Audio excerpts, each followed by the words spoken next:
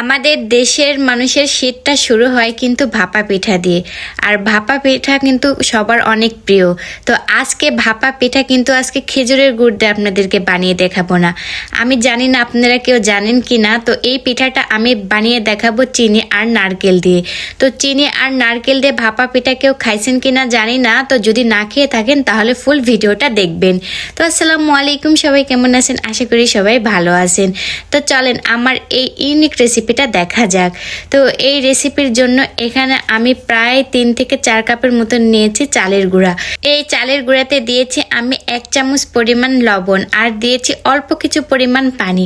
তো যেহেতু এটা ভিজা চালের গুঁড়া, তো চালটা আমি ভিজে রাখছিলাম, তো তারপরে আমি এটা ভালো করে পিষে নিয়েছি। তো সেজন্যে এখানে অল্প কিছু পরিমাণ পানি দেওয়া লাগছে, বেশি পানি দেওয়া লাগেনি। তো তারপর এটা হাত দিয়ে আমি দেখেন মাখিয়ে নিলাম। তো দেখতে পাচ্ছেন আমি কিভাবে মাখিয়ে নিয়েছি, ঠিক এইভাবে মাখানোর চেষ্টা করবেন। বেশি পানি দিলে কিন্তু এটা ল্যাটকেটে হয়ে যাবে, তো ভালো হবে না। তো তারপর আরেকটা বাটিতে আমি নিয়েছি আমরা এটাকে বলি চালন। তো চালনের উপর দিয়ে আমি আটা দিয়ে ভালো করে সুন্দর করে যেন দলা পাকা না থাকে, সেজন্য ভালো করে আমি আটাটা ভালো করে আবার চেনে নিলাম। তো তারপর এক সাইডে রেখে দিয়েছি, চালা হয়ে গেছে। তো একটা বাটিতে নিয়েছি আমি নারকেল কুড়ানো।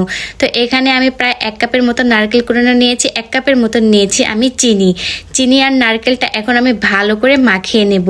তো আস্তে ধীরে এটা মাখাতে হবে, বেশি জোরে মাখালে কিন্তু চিনিটা একদম পানি পানি হয়ে যাবে।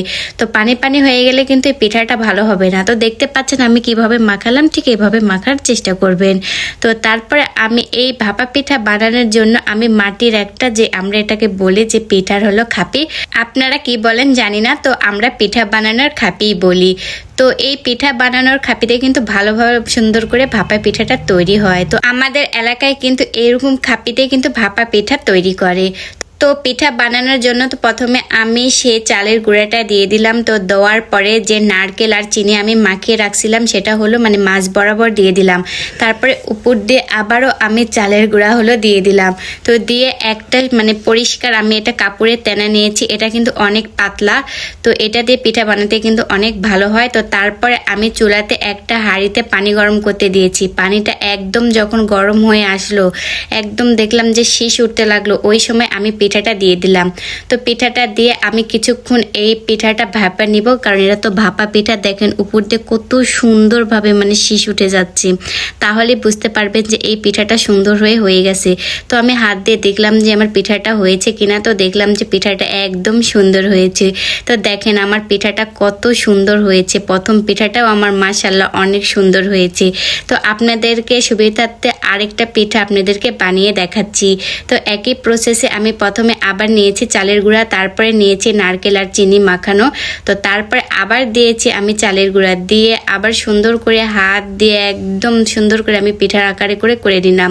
তারপর আবারও আমি ওই পাতিলে এটা দিয়ে দেব। তো আপনারা তো সবাই ভাপা পিঠা বানাতে জানেন, এটা তো আর আপনাদেরকে বলে আমার বলে বোঝানো হবে না, কারণ আপনারা তো জানেন কিভাবে বানাতে হয়। ঠিক এভাবে আপনারা বানিয়ে নেবেন সবগুলো পিঠা। তো মাশাআল্লাহ এই পিঠাটাও আমার অনেক সুন্দর হয়েছে। তো আপনাদেরকে দেখাচ্ছি, দেখেন কত সুন্দর আমার এই পিঠাটাও হয়েছে। তো 2টা পিঠাই ভালো করে সুন্দর করে হয়েছে। তো এক এক করে আমি সবগুলো পিঠা এভাবে বানিয়ে নিলাম। তো দেখেন আমার নারকেল আর চিনির ভাপা পিঠাটা কতটা সুন্দর হয়েছে। আর এই পিঠাটা খেতে কিন্তু অনেকটা মজা, মুখে দিলে একদম রস মুখের ভিতরে ভরে যায়, আর খেতেও অনেকটা ভালো লাগে। তো দেখেন আপনাদেরকে একটা ভেঙে দেখাচ্ছি। তো দেখেন ভিতরটা কত সুন্দর হয়েছে। তো এই নারকেল আর চিনির ভাপা পিঠাটা কেমন হয়েছে অবশ্যই কমেন্ট করে জানাবেন। আর রেসিপিটা ভালো লাগে একটি করে লাইক, কমেন্ট, শেয়ার করবেন। তো আজকের ভিডিওটা এ পর্যন্তই।